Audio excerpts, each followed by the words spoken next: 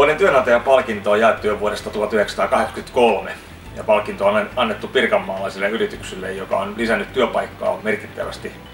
Ilmiantamalla yrityksesi kilpailuun käynnistät samalla prosessin, joka parantaa työympäristöäsi.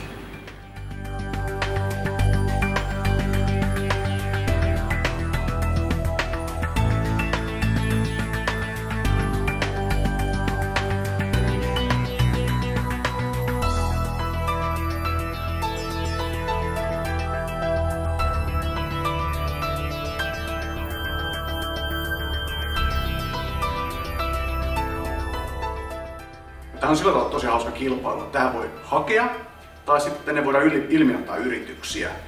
Me ei itse haettu tähän, vaan ehkä joku työnhakija tai joku työntekijä on meidät ilmiantanut tähän mukaan. Ja etenkin tästä näkökulmasta tämän kilpailun voittaminen on tosi makeata.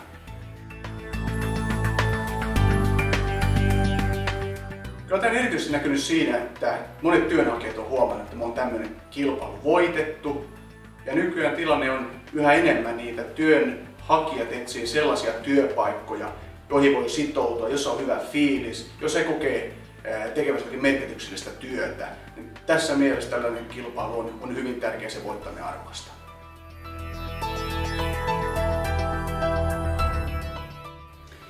Vuoden työnantajakilpailun voitto edellyttää loistokulttuuria ja hyvää meininkiä. Se ei synny nurkkahuoneessa, vaan se syntyy työntekijöiden kesken.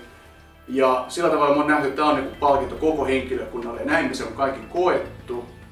Ja tietenkin juhlittiin tätä palkintoa aikanaan kunnolla.